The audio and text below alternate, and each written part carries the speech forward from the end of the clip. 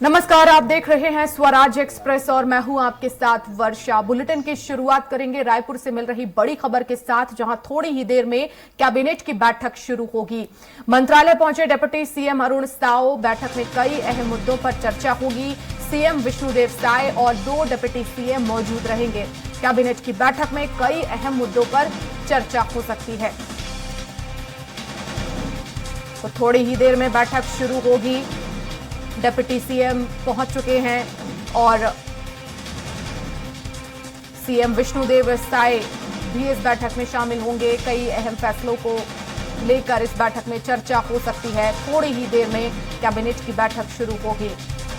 मंत्रालय पहुंच चुके हैं डिप्टी सीएम अरुण साव और कई अहम मुद्दों पर इस दौरान चर्चा की जाएगी।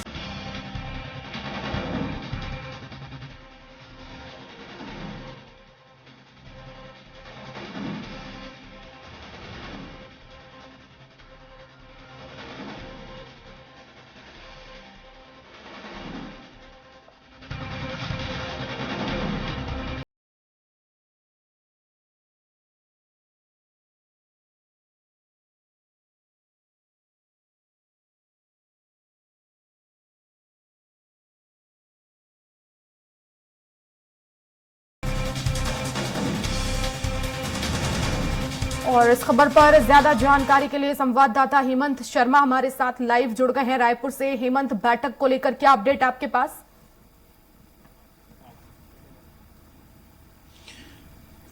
देखिए, कुछ देर में विष्णुदेव साय जो नए मुख्यमंत्री हैं उनके कैबिनेट की पहली बैठक होने जा रही है और मैं मंत्रालय के बाहर मौजूद हूँ। मंत्रालय में जो डिप्टी सीएम है अरुण साव वो पहुंच चुके हैं। कुछ देर पहले वो यहाँ पर पहुंचे, कामकाज उन्होंने संभाला मंत्रालय में और कुछ देर में जो छत्तीसगढ़ के नवनियुक्त मुख्यमंत्री हैं विष्णुदेव साय वो यहाँ पर पहुंचेंगे और उसके बाद डिप्टी सीएम विजय शर्मा के आने का भी इंतजार हो रहा है। जैसे ही वो यहाँ पर पहुंचेंगे बैठक विधिवत तौर पर शुरू हो जाएगी।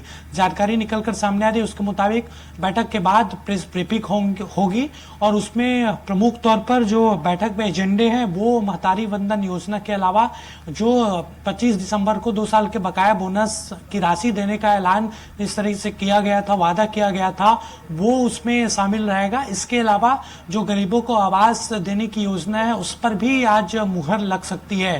तो ये 3-4 मुद्दे महत्वपूर्ण होंगे। इसके अलावा जो मोदी की गारंटी है, जो वादे किए गए थे उन वादों को लेकर भी चर्चा होगी कि किस तरीके से उसका क्रियान्वयन किया जाएगा, किस तरीके से उसको लागू किया जाएगा। तो रोड मैप आज इस कैबिनेट की पहली बैठक में तय होगा।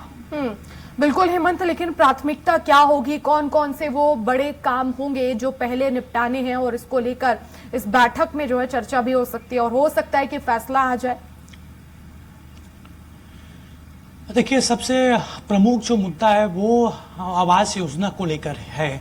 इस तरीके से वैसा आप सभी ने देखा है कि किस तरीके से विपक्ष में जब बीजेपी थी तो खासतौर पर जो 16 लाख लोग आवास से वंचित हो गए थे उसका मुद्दा जोर शोर से उठाया था। उस मुद्दे को लेकर विधानसभा का घेराव भी बीजेपी ने किया था और जो चुनावी घोषणा पत्र था बीजेपी का उसमें स्पष्ट तौर पर था कि जो 18 लाख आवासहीन हैं उनको आवास दिया जाएगा। तो कैबिनेट की बैठक में सबसे पहला जो किसी मुद्दे पर फैसला होगा वो वही होगा कि 18 लाख आवासहीनों को आवास दिया जाएगा। इस मुद्दे पर, इस एजेंडे पर आज मुहर लग जाएगी। इसके अलावा महतारी वंदन योजना के बारे में कहा जा रहा है कि उसको लेकर भी आज रूपरेखा रखी जाएगी, क्योंकि चुनाव में देखा गया कि किस तरीके से गेम चेंजर साबित हुआ महतारी वंदन योजना बीजेपी के पक्ष में। जो फॉर्म भराए गए थे बीजेपी के द्वारा उसका असर चुनाव में सीधे तौर पर हुआ था। तो अब चूंकि सरकार बन गई है तो उस महतारी वंदन को किस तरीके से लागू करना है उसकी रूपरेखा यहाँ पर रखी जाएगी। और तीसरा जो महत्वपूर्ण जो एजेंडा होगा वो होगा 2 साल के बकाया बोनस का 25 दिसंबर को देने का वादा यहाँ पर किया गया है बीजेपी की ओर से, सरकार की ओर से। तो उसको लेकर भी आज चर्चा होगी।